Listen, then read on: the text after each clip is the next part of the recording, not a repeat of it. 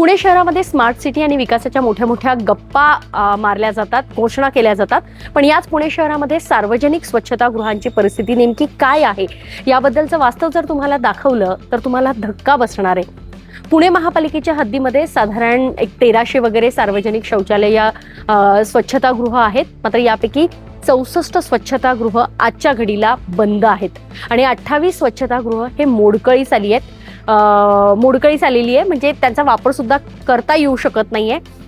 सगळ्यात महत्वाचं काय माहितीये, यामध्ये गेल्या 2 वर्षांमध्ये एकही नवीन स्वच्छतागृह पुणे महापालिकेनं उभारलेलंच नाहीये. त्यामुळे अर्थातच पुणेकरांच्या मूलभूत सेवा सुविधांवर कसा परिणाम झालेला आहे हे या व्हिडिओमधनं तुम्हाला आता आम्ही सांगणार आहे. नमस्कार, मी अश्विनी जाधव केदारी आणि तुम्ही पाहताय लोकमत व्हिडिओ. संपूर्ण शहराचा आढावा आम्ही घेतलाय आणि या संदर्भामध्ये काही भागांची जर परिस्थिती पाहिली तर खरंच प्रश्न किती गंभीर आहे हे आपल्या लक्षात येत आहे. हडपसर क्षेत्रीय कार्यालयाच्या हद्दीमध्ये 57 स्वच्छतागृह शौचालयांपैकी 14 बंद आहेत, तर 21 मोडकळीस आलेली आहे. सिंहगड रस्ता परिसर, जिथे आता आपण बघतोय की झपाट्यानं या ठिकाणी राहायला येणाऱ्यांची संख्या वाढलेली आहे, तरी सुद्धा या संपूर्ण भागामध्ये 60 स्वच्छतागृहांपैकी तब्बल 25 स्वच्छतागृह बंद आहे. ढोले पाटील क्षेत्रीय कार्यालयाच्या हद्दीमध्ये साधारण 134 स्वच्छतागृह आहे, त्यापैकी 125च फक्त सुस्थितीमध्ये, 4 बंद आणि 5 मोडकळीस आलेली आहेत.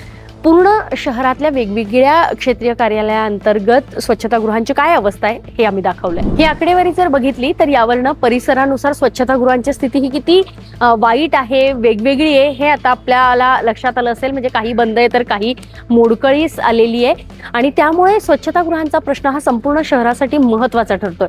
आता यातला आणखी एक महत्वाचा मुद्दा ज्याचा उल्लेख मी केला तो सांगते. गेल्या 2 वर्षांमध्ये पुणे शहरामध्ये एकही नवीन स्वच्छतागृह म्हणजे सार्वजनिक स्वच्छतागृह झालेलं नाहीये.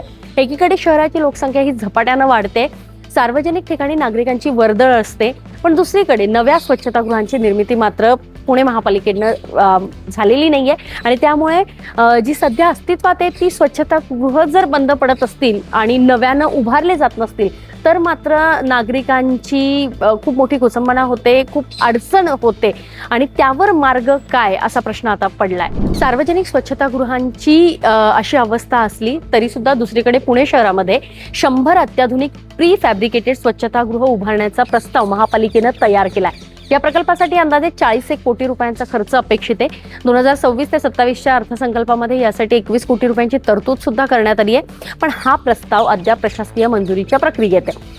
त्यामुळे सध्या शहरातील बंद आणि मोडकळीस आलेली स्वच्छतागृह ही तातडीनं दुरुस्त करणं आणि दुसरीकडे नव्या स्वच्छतागृहांचा प्रस्ताव मार्गी लावणं हे खूप मोठं आव्हान खरं तर पालिकेसमोर आता सध्याच्या घडीला आहे. आता महापालिकेचा 100 अत्याधुनिक स्वच्छतागृहांचा हा प्रस्ताव प्रत्यक्षात कधी येतो आणि बंद स्वच्छतागृहांची दुरुस्ती नेमकी कधी होते याकडेच आता सगळ्यांचं लक्ष लागून असणार आहे आणि नागरिकांचा हा अगदी मूलभूत प्रश्न आहे जो आता पुणे महापालिका प्रशासनानं तत्काळ सोडवणं गरजेचं आहे. या व्हिडिओबद्दलची तुमची मतं कमेंट बॉक्समध्ये नक्की सांगा आणि अशाच काही मूलभूत सेवा सुविधांची वानवा तुमच्याही परिसरात असेल तर आम्हाला कमेंट बॉक्समध्ये नक्की कळवा. पुण्याहून अश्विनी जाधव केदारी, लोकमत व्हिडिओ.